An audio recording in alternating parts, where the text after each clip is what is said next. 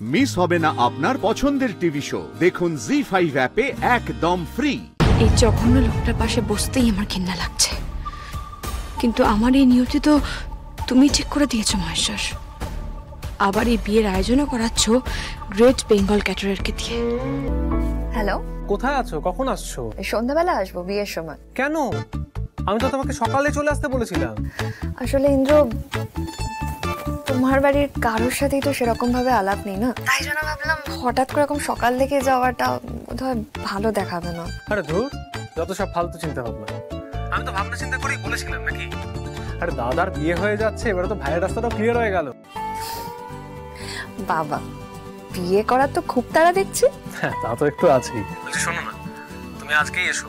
দাদা নতুন বৌদি সবার সাথেই পরিচয়টা হয়ে যাবে। ইন্দ্র, তোমার বৌদি খুব সুন্দরী, তাই না? না, তুমি বলেছিলে না তোমার দাদা এনাকেই বিয়ে করার জন্য একদম জেদ ধরে বসেছিলেন। হ্যাঁ, বৌদি সুন্দরী, এই বিষয়ে কোনো সন্দেহ নেই। তোমার থেকে ইনফ্যাক্ট আমি 5 নম্বর এগিয়েই রাখবো, বুঝলে? দাদার পছন্দ আছে বলতে হবে। হ্যালো, তুমি রাগ করলে নাকি? আরে আই ওয়াজ জাস্ট জোকিং। আচ্ছা আচ্ছা, বৌদি দাদার পছন্দ, তুমি তো আমার পছন্দ, সিম্পল। এই শোনো না, বলছি আমি কিন্তু ভেবে রেখেছি, হ্যাঁ আজকেই আমাদের সম্পর্কে কথাটা সবাইকে জানিয়ে দেবো, একটা হিন্ট দিয়ে দেবো। সবার কাছে ব্যাপারটা ক্লিয়ার হয়ে যাওয়া ভালো। ওকে ওকে, এবার প্লিজ তাড়াতাড়ি চলে এসো, আমি তোমাকে না দেখে থাকতে পারছি না। আসছি, একটু জাস্ট ওয়েট করো। বাই।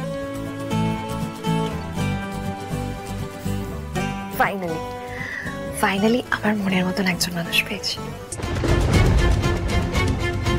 এক্সকিউজ মি, বলছি সবার ব্রেকফাস্ট হয়ে গেছে, শুধু আপনাদের হয়নি। আপনারা প্লিজ কাইন্ডলি দিও। No no, I can go for breakfast. Client को रेडी करना है। मैम मैम, और कितना टाइम लगेगा?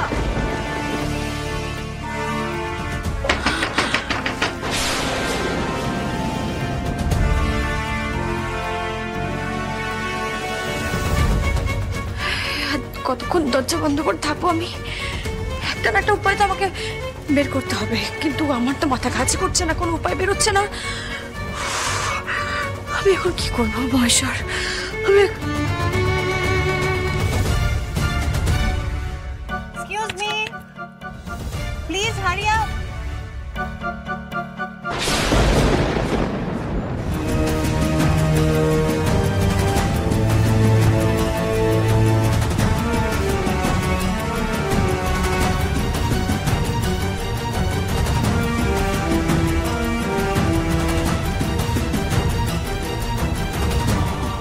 এখন এটাই একমাত্র উপায়।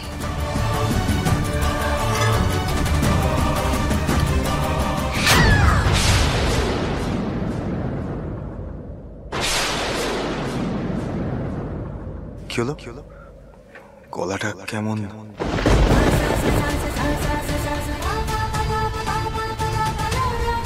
এক্সকিউজ মি, দেখি।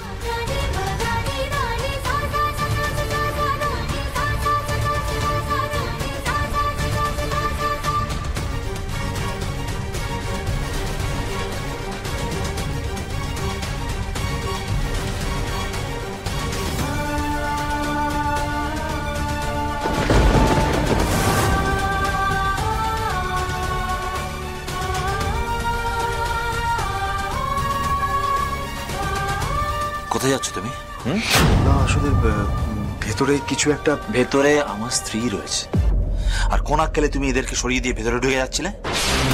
হ্যাঁ, তোমার ভদ্রতার সভ্যতা বলে কোনো জ্ঞান নেই? আপনি তো আওয়াজটা শুনেই ছুটে এসেছেন, আমি সামনে ছিলাম তাই। নিচে যাও, এখানে তোমার কোনো প্রয়োজন নেই। যাও নিচে যাও।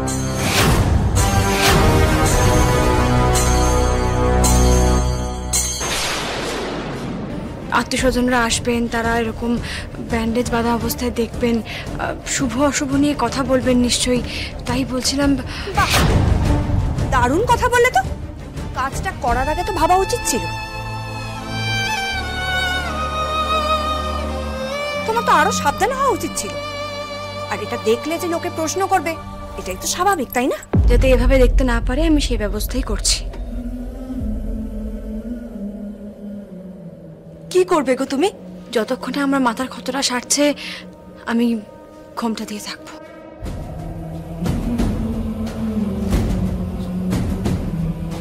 মানেটা কি? আত্মীয় স্বজনরা এসে সব বউয়ের মুখ দেখতে চাইবে আর তুমি মাথায় ঘোমটা দিয়ে থাকবে? এটা আবার হয় নাকি? দাদা, তুই কি এখনো তোর বউকে সাপোর্ট করবি? চন্দ্রশেখর বাবু, প্লিজ, এটা আমার রিকোয়েস্ট। আমি আপনাদের বাড়ির লোকেদের কথা ভেবেই কথাটা বলছি। কেসটা কি হলো? যেই মেয়েটা কিছুক্ষণ আগে অবধি মুখ বেজার করে রেখেছিল, সে হঠাৎ করে আমার আত্মীয় স্বজনদের নিয়ে এতটা কনসার্ন হয়ে পড়লো। দাদা, তুই এখনো চুপ করে থাকবি? আর এই যে বর্ণমালা, শোনো, এইসব কিচ্ছু হবে না। যাকে বিয়েটা তো হবেই, যা ভাবছে ভাবুক, এরপরে তো ওকে আমার কাছেই থাকতে হবে। বর্ণমালা যা চাইছে সেটাই ও যা বলছে সেটা তো আমাদের ভালোর জন্যই বলছে। যদি ঘোমটা দিয়ে থাকতে চায় থাকুক। আমার আর কিচ্ছু বলার নেই। শোন,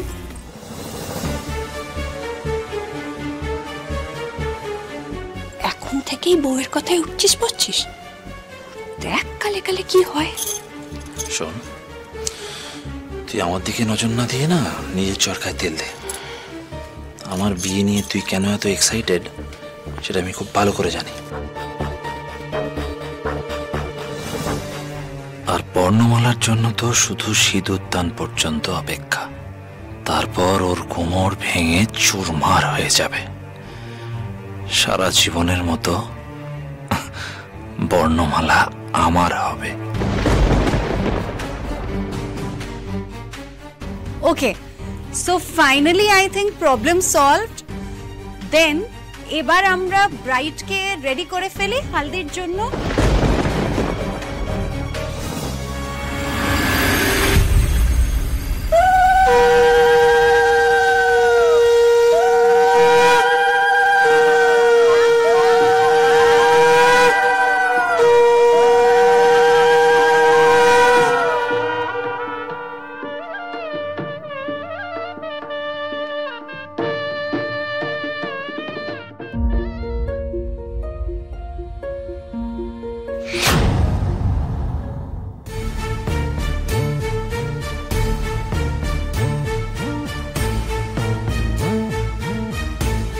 এই জঘন্য লোকটার পাশে বসতেই আমার ঘৃণা লাগছে, কিন্তু আমার এই নিয়তি তো তুমি ঠিক করে দিয়েছো মহেশ্বর।